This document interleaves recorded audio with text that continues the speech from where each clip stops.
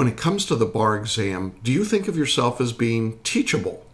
If you don't, it could have some serious consequences when it comes to the results. Stick around and I'll tell you more.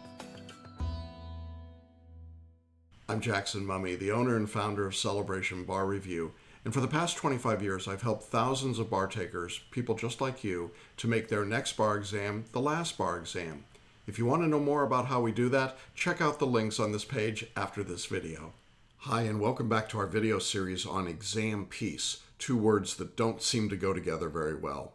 I know that these have been difficult lectures for many of you to watch, and frankly they've been very difficult to record because I have to talk about some things that are uncomfortable. Things like why people think they fail the exam, and why trust is so important, and just what you need to do to keep your equilibrium through this process.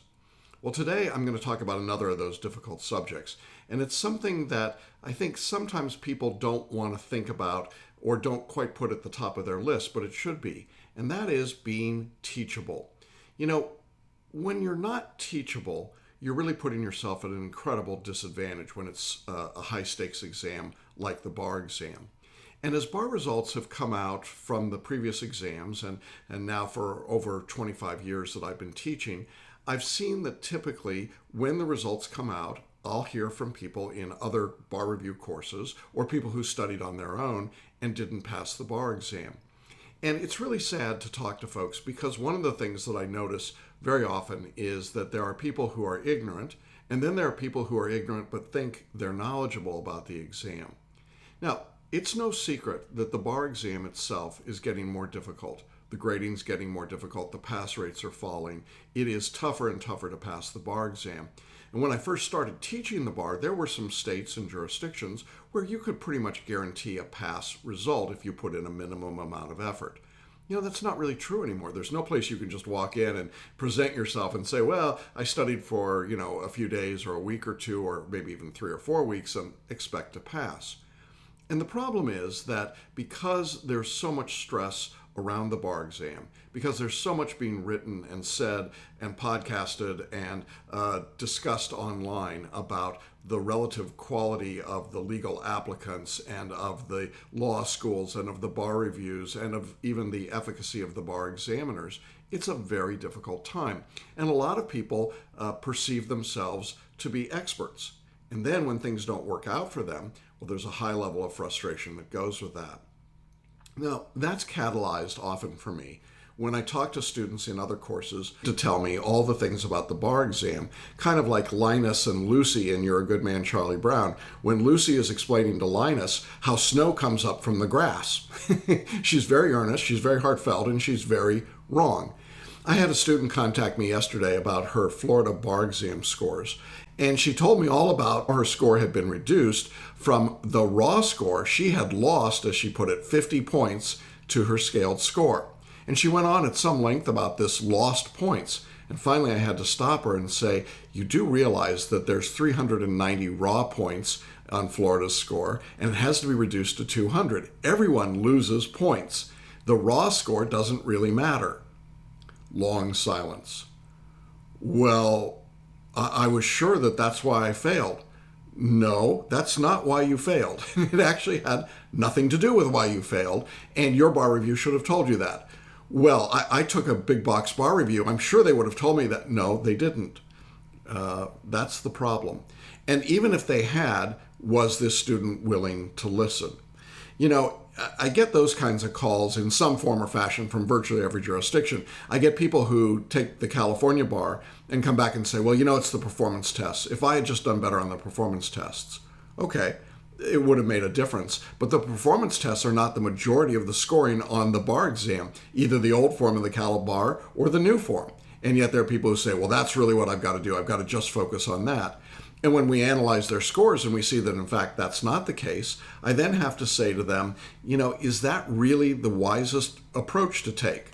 And frankly, when they say to me, well, that's what I'm going to do because that's what I know, then I realize that I've got a student that may not be teachable. When you think about this lack of reality in understanding scoring or understanding even how to study or what matters. When a student says to me, or a prospective student says to me, well, I know that there are 8 issues in every bar exam essay and I only spotted 6 of them. And I say, where did you hear that? What does that mean? There's nothing that says that. The bar examiners have never said that. That's just not true. And then the student proceeds to assure me that they are absolutely convinced and correct about this particular truth. Well, you see the problem that we get into. And I often have to say to that individual, I'm not sure that we have a good course for you. Because frankly, if I'm going to be able to teach you, then I've got to be able to lead you. And that means that you have to be teachable. You have to be open to the possibility that what you believe to be true might be wrong. And sometimes that works well, but other times people begin to go into a long diatribe about how the entire system is rigged and everyone is a crook and everything is a ripoff. And it's not nice to hear that. But before I ever take personal offense, I often let people vent, and they tell me things about their law schools being a ripoff, and about the legal industry being a ripoff, and about how the bar exam is a ripoff. And, all of this is worthless. I get it. It's really frustrating. It's really awful. And it feels really, really bad. Not everybody is out to get you. That's the truth. I feel sorry for people that have taken that approach. But I often say to those same people, I won't take students that I don't think I have the ability to teach if they're not open to what I want to tell them.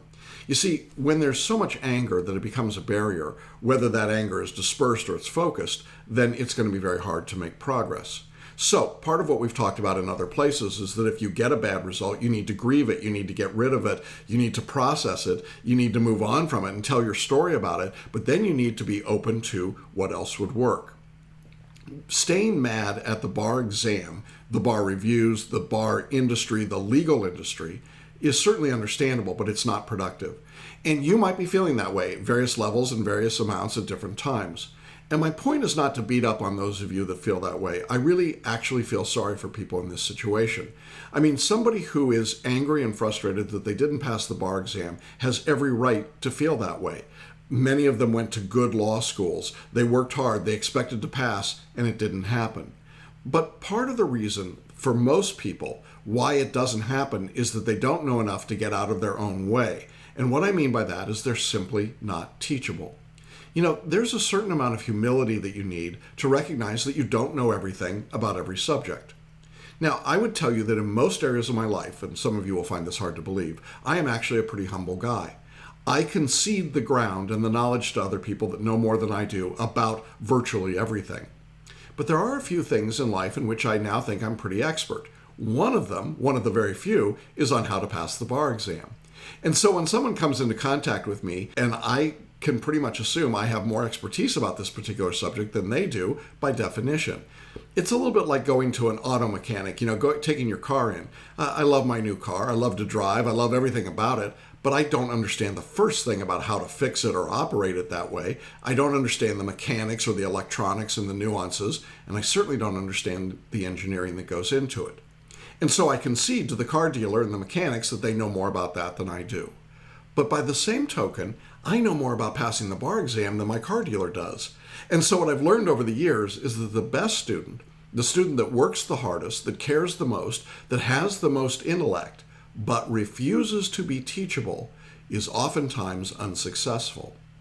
You see, sometimes we get into our heads that because we were smart enough to get into law school, and then because we were smart enough to graduate from law school, and smart enough to get the offer of a good legal job, smart enough to be successful in our careers, whatever they might be, that whenever it comes to something like a bar exam, we can simply take all of those prior successes and just overwhelm the test. We can do whatever we've always done and it will be successful. We can transfer our law school experience to the bar exam. They're two very different things.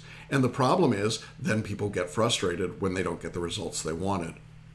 Now, for some people, sometimes that approach will work. But for lots of people, particularly in this environment, it's simply not working. And the pass rates bear that out. If you didn't go to a big box law school and sit in the top half of your class, you're in real jeopardy of passing the bar in most jurisdictions. And so it requires a certain amount of humility to say, I don't really know everything there is to know about passing the bar, and so I'm willing to follow the teacher's guidance or advice. I've been hearing from people for a long time now who've told me about all sorts of what I call bar review in a box kinds of programs that have just kind of emerged out of nowhere over the last few years. You know, most of these are run by people that couldn't get law-related jobs. They took a bar exam and then they said, hey, I can make a side hustle teaching the bar. And so there's an extraordinary number of these pop-up bar reviews. And the most I've ever seen in over 25 years, probably of all of these that are out there today. Now, some of them are probably pretty good at providing information. Some of them, we know for a fact, have simply taken materials that didn't belong to them, like ours, and repackaged them and put them out there. But none of them that I've seen so far can really lay claim to being good teachers. They simply don't have the experience. They haven't done anything, they haven't taught, they haven't really had the opportunity to teach and experience enough to be good teachers. They might be good information disseminators. They might even have a good algorithm. Yeah, I don't think so, but that's at least what they'll tell you. What I will say is that many of them are very good marketers, and they might be good at the technology and the marketing, but there's clearly a difference between providing quality information and quality teaching, and I think that's ultimately what it comes down to for a lot of bar takers. I think that what a lot of the bar review today is about is people out there providing information or repackaged information that's not even their own, but without teaching. And I think this becomes important because to the extent that you need as a student to be teachable, you also need a teacher. Now, I know many of you are in the big box bar reviews or considering that, and you would say, well, yes, but I'm following their advice and I'm being teachable. Well, okay, great, do that. If it doesn't work, however, don't take those same unsuccessful ideas and insist that they would work in other settings. You see, that's really the part of the problem is that the big box bar reviews are teaching the bar review for the 1970s. They're not teaching the bar exam in the current era. And so when you take that and you insist that that must be true, you're basically saying the earth is flat. And then you're wondering why it is that you can't get to the new world. You see, it's not always easy. It's not always a straight line from point A to point B. This process of studying for the bar doesn't come without some tears, without some suffering, without some struggle for many, and maybe even some conflict along the way as you reorient yourself about what has to be done. This is not law school. This is not the big box bar review of the 1970s. It is a new world and a new environment. And you must be open to that understanding and to the teaching that accompanies that if you're going to have the success that our students have. And to me, that's what good teaching ultimately is about. It's moving students from where they are to where they need to be. And if you're not getting that kind of teaching, or if you're getting it and you're not listening to it, you're in real danger of not being successful on this test. So as you think about bar exam peace right now, think to yourself, am I teachable? Am I open to new ideas? Am I willing to get new information and incorporate it so that I can be successful on the next exam? If you can answer affirmatively to that question of being teachable, you've taken a big step, not just to exam peace, but to exam success.